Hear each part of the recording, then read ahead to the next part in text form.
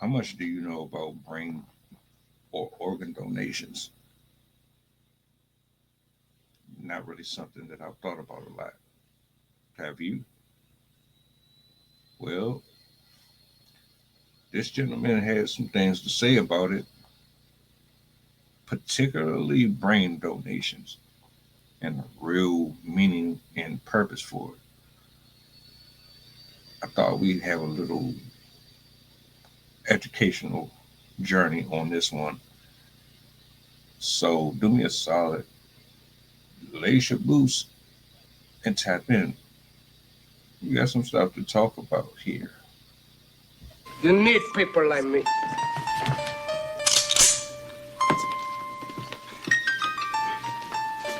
You need people like me so you can point your fucking fingers.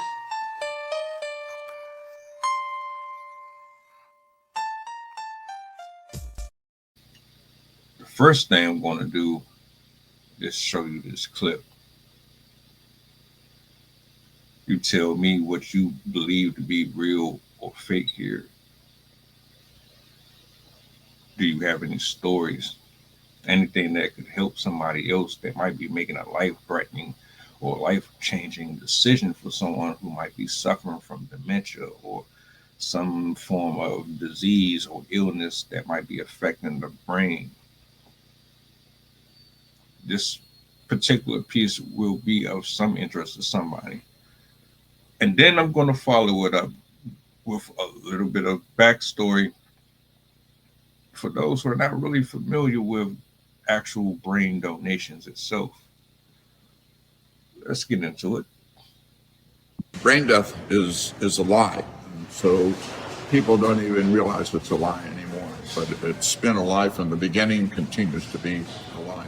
They invented brain death mainly to get organs, but then also so they don't waste money on treating people who aren't ever going to get a job, who are just going to live and not die.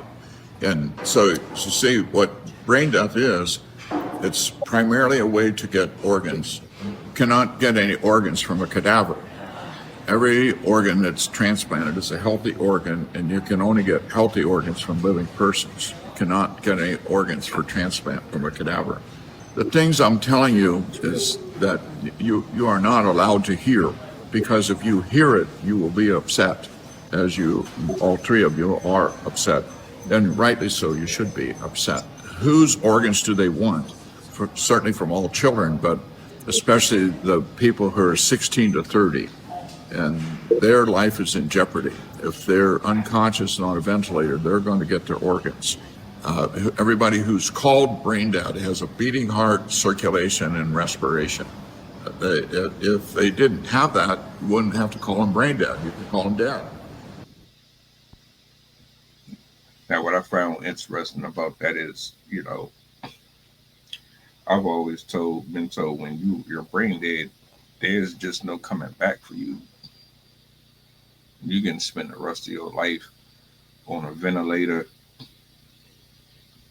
which will probably cost you hundreds of thousands of dollars to maintain somebody like that,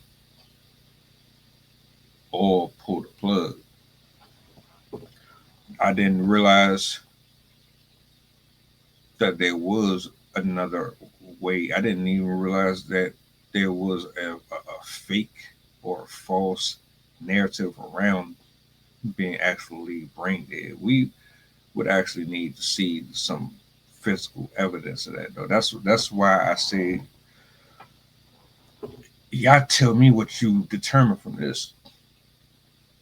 I've never experienced someone saying, "Oh, no, that's not true. This person woke up after a such and such and such and such." But it made me start to question, like, well, shit, are we pulling the plug on people when we shouldn't? Are we being lied to? killing our loved ones because they're lying and telling us that there's no chance for them to recover, and there really is, all because they want to use their organs. That I don't know. That shit is dark, very dark. And I know a lot of people would be highly pissed off if it came back that their loved ones had a chance to actually wake up. Scary to think about, isn't it? Now, the next one is just a little refresher for me and anybody who's watching because,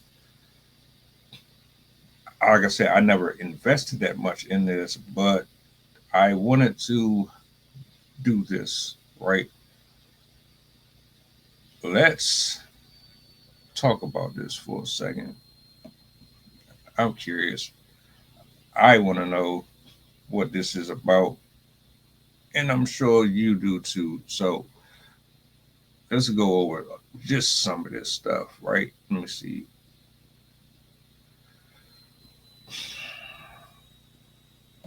Donated brain tissue for neurologic study is critically needed to identify treatments and cures for all kinds of diseases and conditions affecting the brain. One brain can provide tissue for dozens, sometimes hundreds of studies. An individual brain donation is a highly valuable gift that almost anyone can make. Anyone, but the gentleman says a specific age group that they look at.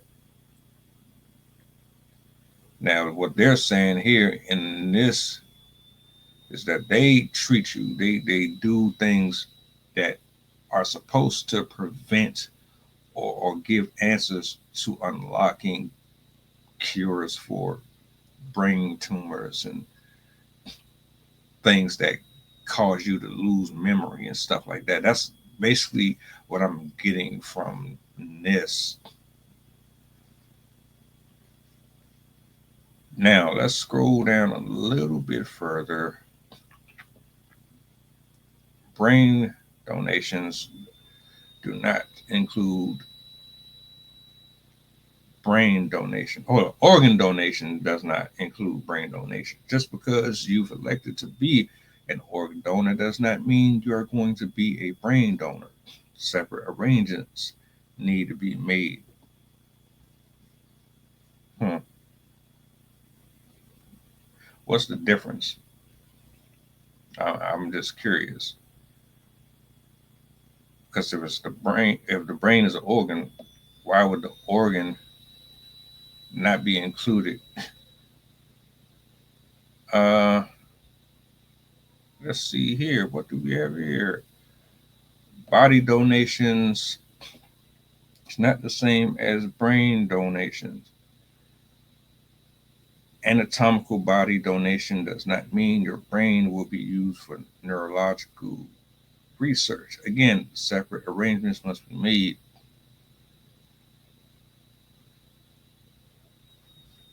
You know, this is what I'm going to say, right? Because there's different diseases and illnesses for different things that affect us in our body.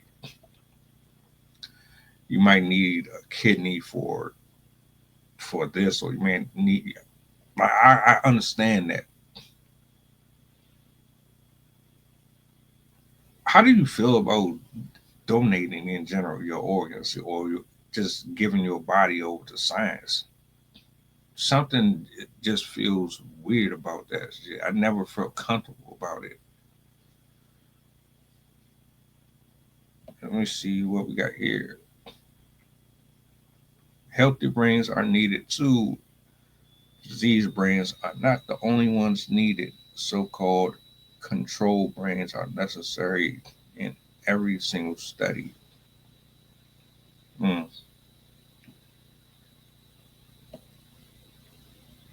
Brain donation is not disfiguring.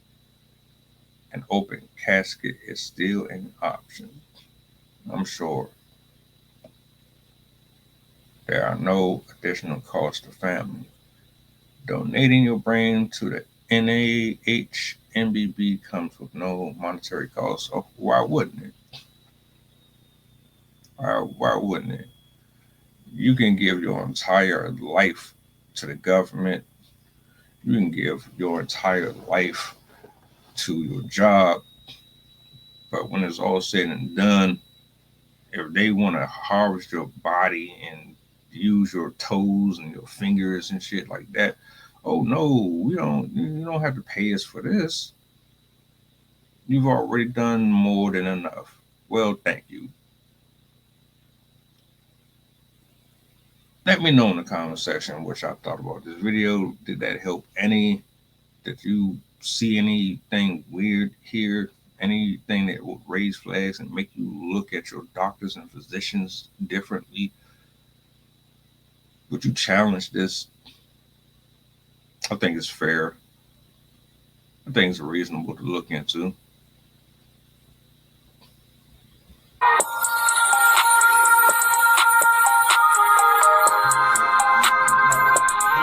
Merry Christmas, filthy animals. And a Happy New Year.